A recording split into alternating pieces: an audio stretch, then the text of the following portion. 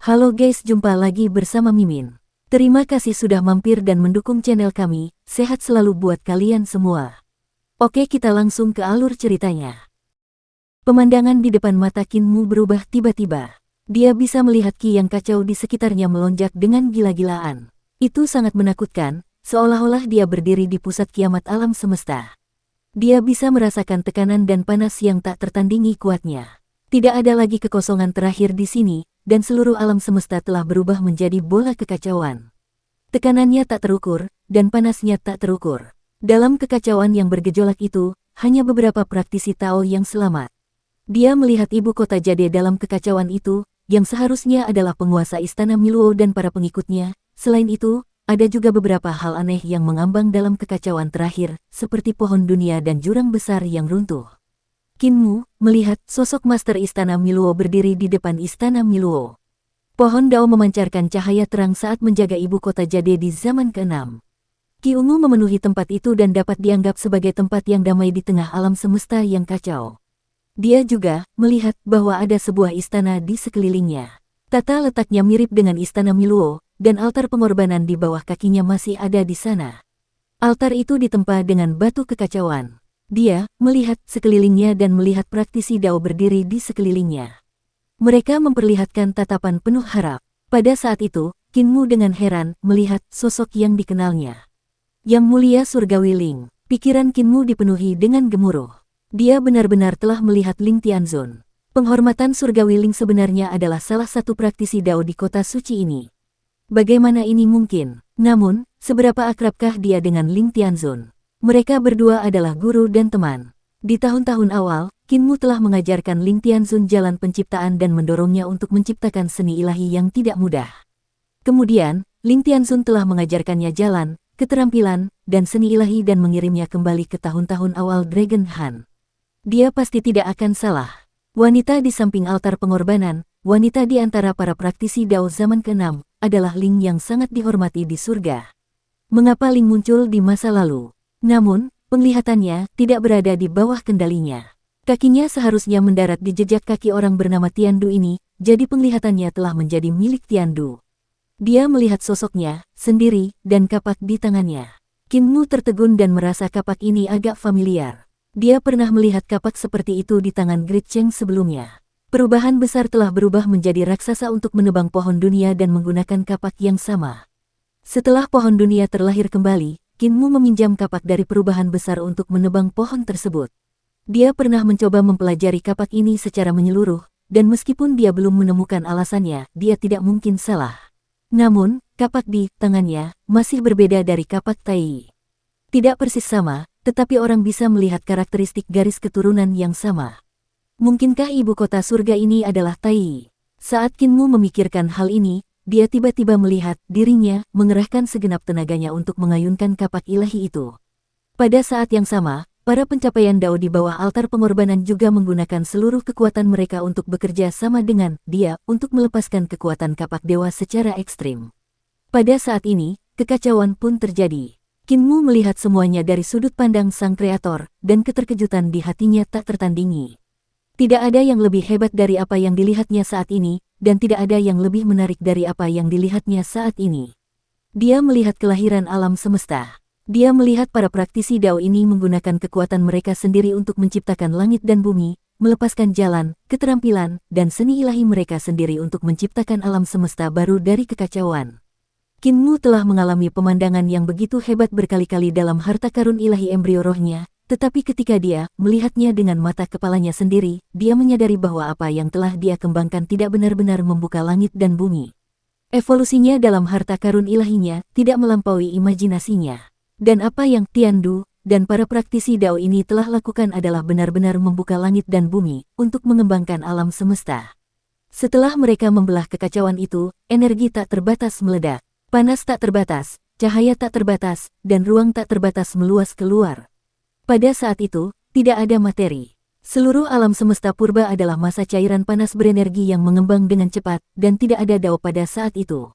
Namun, di saat berikutnya, Tai dan Taichu, dua Dao bawaan, muncul berturut-turut. Kecepatan evolusi kedua Dao bawaan ini sungguh mencengangkan. Bahkan tidak butuh waktu sekejap pun bagi mereka untuk menyelesaikan evolusinya, dan ruang hampa juga lahir pada saat yang sama. Kekuatan kehampaan mendorong seluruh alam semesta mengembang dengan cepat, menyebabkan energi bergerak saling berjauhan satu sama lain. Kinmu berdiri di sana dan melihat bahwa alam semesta purba masih berevolusi. Seluruh alam semesta adalah bola ki purba dengan hanya satu bentuk ki dan tidak ada materi lain. Setelah sekitar 300.000 tahun, alam semesta purba didorong ke dalam bentuk ki purba oleh kekuatan kehampaan. Jalan ki purba lahir dari ki purba. Lapisan demi lapisan kehampaan lahir, mendorong evolusi materi di alam semesta. Dari primordial ke Taisu, lalu dari Taisu ke Taichi. Ketika bintang-bintang berevolusi, matahari, bulan, dan bintang-bintang berputar mengelilingi satu sama lain, membentuk galaksi-galaksi dan galaksi-galaksi. Jalan Taichi mulai mengembangkan semua hal di dunia, dan kekosongan terakhir muncul dengan sendirinya. Gambaran agung alam semesta terungkap, dan dari keadaan primordial, ia memasuki keadaan primordialnya. Dan itu sudah terjadi puluhan juta tahun. Tentu saja, Kinmu berdiri di altar pengorbanan dan melihat segala sesuatu dari sudut pandang Tiandu. Itu belum lama di dunia nyata. Ketika dia terbangun, suaranya sendiri terdengar di telinganya. Zaman ketujuh telah terbuka. Rekan-rekan Taois, Tiandu kita akhirnya telah membuka alam semesta ini. Ibu kota surga kita. Kinmu tercengang. Awalnya dia mengira bahwa ibu kota surga pada prasasti batu itu merujuk pada orang yang telah membuka dunia dan ibu kota surga adalah namanya. Dia tidak menyangka akan mendengar maksud orang itu. Ibu kota surga tidak merujuk pada satu orang, tetapi pada sekelompok praktisi Dao. Di antara mereka ada pemuja surgawi Ling. Ibu kota surga merujuk pada praktisi Dao di kota suci ini. Mungkin kota suci ini juga disebut sebagai ibu kota surga. Bukankah yang mulia Ling ada di dunia asal? Mengapa dia ada di sini? Untuk datang ke akhir zaman ke-6 dan membuka alam semesta bersama dengan para praktisi Dao di Tiandu. Pikirannya kacau, dan dia benar-benar tidak bisa memahami kapan dukun surgawi Ling pergi ke zaman ke-6. Kekacauan di sekitarnya berangsur-angsur menghilang, dan Kinmu merasa tersesat. Namun, ada sedikit kegembiraan di hatinya. Adegan pembukaan alam semesta benar-benar mengejutkan, dan itu memberinya pencerahan yang luar biasa. Itu memungkinkannya untuk mengalami evolusi dari yang tertinggi kelima dalam waktu singkat. Itu adalah peningkatan yang sangat besar bagi teknik dan seni ilahinya. Pemahamannya tentang 5 matahari juga telah mencapai tingkat yang belum pernah terjadi sebelumnya. Ia merasa bahwa jika ia dapat menyerap keuntungan dari mengamati terbelahnya langit, teknik 3 ramuan tubuh Overlord akan dapat maju satu langkah lebih jauh. Mungkin dalam waktu kurang dari 10 tahun, kultivasinya akan dipulihkan ke puncaknya, dan ia bahkan mungkin dapat naik ke tingkat yang lebih tinggi. Ia akan mencapai tingkat yang lebih tinggi lagi. Namun, waktu yang dibutuhkan oleh praktisi Dao untuk mengamati teknik membelah langit terlalu singkat. Ia sangat ingin bermeditasi berulang-ulang, tetapi sayangnya, itu hanya sekali. Dia memejamkan mata dan memfokuskan pikirannya. Saat dia bermeditasi dengan saksama, pesona Dao-nya bergejolak, dan dia melangkah semakin dalam ke dalam Dao. Mengamati teknik membelah langit kali ini telah sangat meningkatkan kemampuannya. Ia tidak hanya meningkatkan pemahamannya tentang 5 tai, tetapi juga meningkatkan kekuatan abijna alam Dao-nya. Baik itu Ethereal Bin Taiji, Ki Dao primordial yang berkelana bersama, Taiji yang berevolusi menjadi Yin dan Yang, ataupun 5 yang tertinggi menjadi 1, kekuatan mereka semua telah meningkat pesat. Bukan hanya itu saja, dia memiliki pemahaman yang lebih mendalam tentang seni ilahiyahnya saat memasuki sang jalan, dan dia akan memasuki surga ke-33 dari alam jalan seni ilahiyah. Ritme Tao dalam tubuh Kinmu sangat padat, dan tiba-tiba dia mendengar gemuruh. Situasi langit dan bumi yang terbelah juga berkembang dalam harta karun ilahinya. Dia membuka kembali kekacauan, mengembangkan 5 yang tertinggi, dan mengembangkan langit dan bumi, langit dan bumi, langit dan bumi, dan langit dan bumi. Langit dan bumi serta kekacauan dalam harta karun suci Kinmu terus berevolusi, dan dia berdiri di tengah-tengah kedua jejak kaki itu. Dia mengeluarkan pedang malapetaka, yang meniru keterampilan kapak yang dilakukan ketika langit dan bumi terbelah, menebas kekosongan. Pedang di tangannya menjadi semakin berat. Pedang itu besar dan kikuk, berat dan sederhana, tetapi pedang sederhana itu mengandung kedalaman yang luar biasa. Ia mencoba menyatu dengan Primordial Chaos Rune dan Primordial Chaos Purple Ki untuk menyempurnakan jurus ini.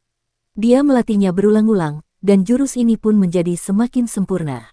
Segala hal yang indah, segala hal yang menakjubkan, semuanya tersembunyi dalam satu pedang ini.